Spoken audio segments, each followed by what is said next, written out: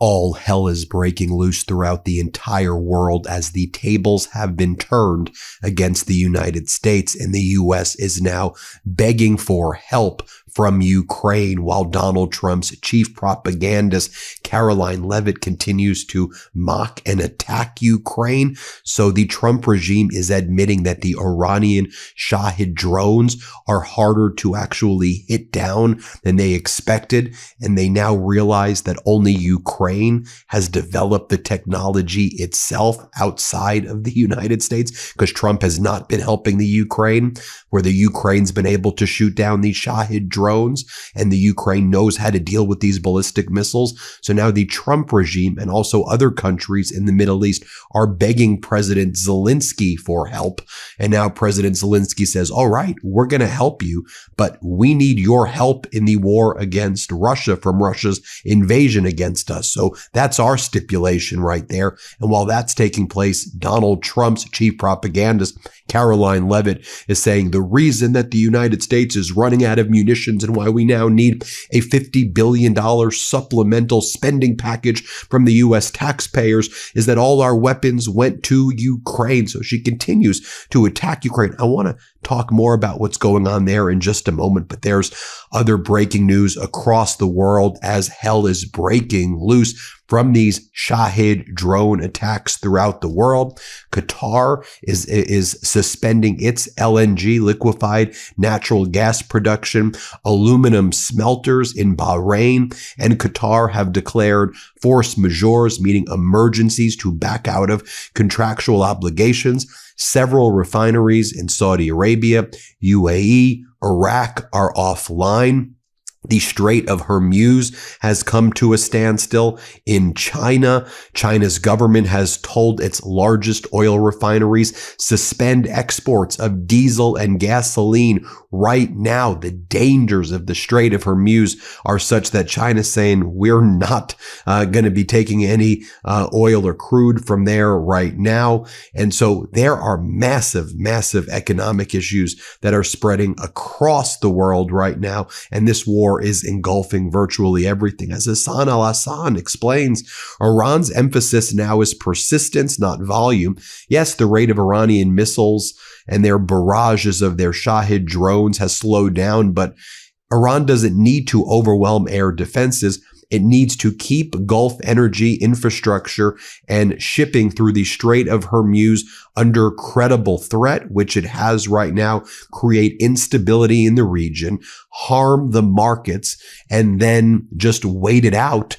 And then if the United States tries to do ground forces, remember, Iran was contributing some of the key parts to the IEDs in Afghanistan and in Iraq that we saw kill so many American soldiers.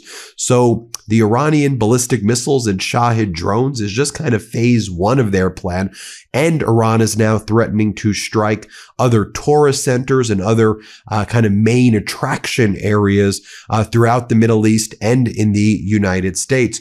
More on that in a moment. But I want to go back to President Zelenskyy of Ukraine right now. And as Michael Weiss says, be sure to say thank you, J.D. Vance, because Zelenskyy has announced in response to the U.S. begging, Trump begging like a dog, we need your help. These Iranian Shahed drones are too difficult for us to shoot down. Zelenskyy said the following: I have tasked Ukraine's Minister of Foreign Affairs, together with intelligence agencies, the Minister of Defense, our military command, the NSDC Secretary, to present options for assisting the relevant countries and to provide aid in a way that does not weaken our own defenses here in Ukraine. Our military possesses the necessary capabilities. Ukrainian experts will operate on site, and teams are already coordinating efforts. We translated Zelenskyy's speech into English so you can hear for yourself using AI. Here's what Zelenskyy says about answering America's call for help. Play this clip. Our partners turned to us, to Ukraine, for help with Shahed defense, with expertise, with real work. There were requests regarding this from the American side as well. Just in these past few days, I've personally spoken with the leaders of the Emirates, Qatar, Bahrain, Jordan, and Kuwait. There will be further negotiations with other regional leaders as well. We are actively coordinating our efforts with our partners across Europe. Of course, any assistance we provide is solely on the condition that it does not weaken our own defense within Ukraine, and that it simultaneously serves as an investment in our diplomatic capabilities. We offer protection from war to those who help us, Ukraine, bring about a dignified end to this war. And while Zelenskyy has agreed to answer America's call for help, it's just notable that Donald Trump's chief propagandist, Caroline Leavitt, was out there yesterday spewing that venom, that those lies and the hate that spews from her mouth. Here's what she said about Zelenskyy yesterday. Play this clip. With respect to munitions, ammunition, weapon stockpiles, the United States of America has more than enough capability to not only successfully execute Operation Epic Fury, but to go much further. And we have weapon stockpiles in places that many people in this world don't even know about. However, the president in that post was pointing out that, unfortunately, we had a very stupid and incompetent leader in this White House for 4 years who gave away many of our best weapons for nothing, for free, to another country very far away by the name of Ukraine. So the president was pointing out how that was an unwise decision, but nevertheless, don't doubt the strength and the might of the American military. Your credit score may have taken a big hit over the holidays, and you may not even know it. Sure, a late payment hurts, but so does opening a store credit card just to get a discount, and transferring a balance from one card to another, that can drop your score fast. So if you're thinking about refinancing, buying a new car, renting an apartment, anything that requires credit, you need your best possible score, and you need it fast. You need Smart Credit, the new science in credit scoring. Smart Credit's data experts understand how the credit bureaus operate. They build a personalized strategy designed to take action and maximize your score, not by a few points in a few months, but potentially see a real upward change to secure better rates on everything you finance. Better scores could mean faster approvals, lower payments, and more money in your pocket. Don't let holiday spending traps derail your entire year. Get ahead of it now with Smart Credit. Go to smartcredit.com/Meidas and start your 7-day trial for just $1. Your results will depend on your unique credit profile, but I think you'll be excited to see how many points Smart Credit estimates that you can gain. Results not guaranteed. Cancel anytime. That's smartcredit.com/Meidas. smartcredit.com. Now, as all this hell is breaking loose in the Middle East, China's Foreign Minister Wang Yi said that China will now be sending a special envoy to the Middle East to help mediate as regional tensions escalate. I just want you to think about that right now. China stepping in as a global power that is trying to mediate disputes and de-escalate. Whereas once that role may be the United States and coalitions, no more. China is stepping in right now at the request of Middle East countries like Saudi Arabia, saying, China, we need your help. In a notable development, as OSINT Defender explains, Chinese Foreign Minister Wang Yi held a phone conversation with the Saudi Foreign Minister Faisal bin Farhan Al Saud and committed to send Chinese envoys to the Middle East in an attempt to mediate some sort of peace process between the nations that are involved in the conflict with Iran. Notice, not the United States. Mediating disputes between Iran and other Middle East nations. That's significant, right? So Qatar, Saudi Arabia, Qatar's in the UAE, Abu Dhabi and Qatar, Dubai, and UAE, Dubai, and Abu Dhabi, Qatar, Doha, Saudi Arabia, Bahrain, Jordan, Oman, these nations, Iraq, that have been struck by Iran, they're going to China, help us mediate, because the U.S. isn't going to do that, extricate us to stop Iran from striking us. Our tourism centers like Dubai, in UAE, Abu Dhabi, Doha, right, in Qatar, they've presented themselves to the world as stable places, tourist spots show up here, and that's all being tarnished right now. Who's going to go back to these places? This is existential. So they know that China helping Iran, China help us with Iran. I just want to explain to you that that's what's going on. Contrast that to what the United States is doing with the Kurds, right? The U.S. trying to coerce and threaten the Kurds to invade Iran. The Kurds are like, yeah, we're not going to do that right now. Like, you've betrayed us over and over again, the United States. So the U.S. is like, okay, well, we're just going to say you're invading anyway to try to provoke Iran to attack you, the Kurds, and then maybe that'll draw you into the war. That was the United States plan with the Kurds. Then the U.S. leaked to state regime media in America, Fox, and to Axios and News 12 over in and 12 over in Israel that the Kurds were invading, and that was not actually happening. And the leader of the Kurds had to, or some of the leadership of the Kurds had to say, we are not doing that at all. We're also hearing from Saeed Abbas Arghichi, the main foreign diplomat, the foreign affairs minister for Iran.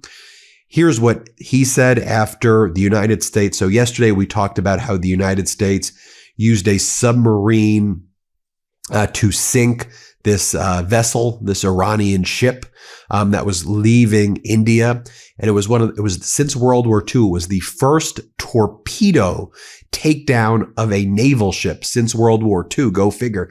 And it resulted in the death of close to 130 sailors on this frigate called the Denna, which was doing joint exercises with India. The Iranian ship was in India doing joint exercises. It was 2,000 miles away from Iran. The U.S. submarine sunk it or hit it and resulted in like 130 deaths. So in response, here's what Iran's top diplomat said. The U.S. has perpetrated an atrocity at sea, 2,000 miles away from Iran shores. Frigate Denna, a guest of India's Navy carrying almost 130 sailors, was struck in international waters without warning.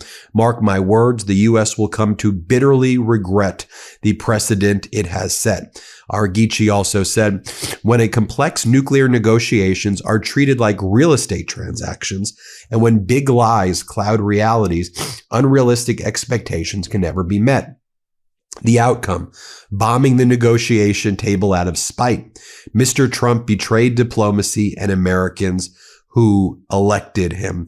Also notable as this war spreads, there was word that NATO had to strike down Iranian missiles that were heading towards Turkey. And, in most circumstances, we would trust that reporting from the United States, right? We would say, okay, the U.S., they're saying the truth. This is true. NATO had to actually strike. But now it's possible that it's just more Trump lies in order to now he needs help in order to try to draw NATO in to help the United States because the United States is floundering to try to invoke Article 5 by saying these missiles were heading towards Turkey. Now you invoke Article 5 because America's running low on resources. Now you would say, Ben, you're so conspiratorial. That's something Putin would come up with. That's something that authoritarians make up. We can't trust the United States that Iran shot missiles into Turkey and maybe Article 5 needs to be invoked. Now, what's going on? I don't know, because the Trump regime lies about everything. The Iranian regime lies about everything. The Netanyahu regime lies about. These are all regimes that just all lie right now. And the reporting was NATO intercepts Iranian missiles heading toward Turkey. In first such incidents, I believe it was an attempt by the U.S., I don't know, to try to invoke Article 5 or have Turkey invoke it to draw NATO in. And Iran's armed forces, they responded right away saying, we respect Turkey's sovereignty. They denied launching any missile towards Turkish territory. Quote, we respect the sovereignty of our neighbor and friendly country, Turkey, and deny any missile launch toward it. I mean, I would normally say they're lying, but with this kind of war, who the hell even knows? Meanwhile, you have Prime Minister Carney of Canada. He's in Australia with Anthony Albanese right now, strengthening their ties as, the U.S. Has weakened its ties. Now, here's what Carney said during his speech. Let's play this clip. The fact is, right now, many countries are concluding that they must develop greater strategic autonomy. And this impulse is understandable. When the rules no longer protect you, you must defend yourself. A country that can't feed itself, fuel itself, or defend itself has few options. But in the 21st century, the requirements for economic security and prosperity of our countries extend far beyond food, conventional energy, and defense, as important as these are. Today, sovereignty requires reliable access to space-based communications and storage, vaccines, semiconductors, payment systems, and capital. Because governments and businesses went for decades prioritizing efficiency over resilience. We've developed supply chains and trading relationships that create dependencies on the great powers, sometimes even individual corporations. All of these affecting essential elements of our sovereignty. And as that integration is weaponized, this creates fundamental vulnerabilities. Yeah, and with each passing hour, we learn more about Iran striking more tankers in the Middle East. A tanker was hit by a large explosion in the waters off Kuwait, for example, causing an oil spill there. Qatar having to shut down its natural gas liquefaction today. It's the second largest liquefied natural gas exporter in the world, shutting that down. China stopping its exports from the region. We're just giving you the data, folks. It's all right there for us to see.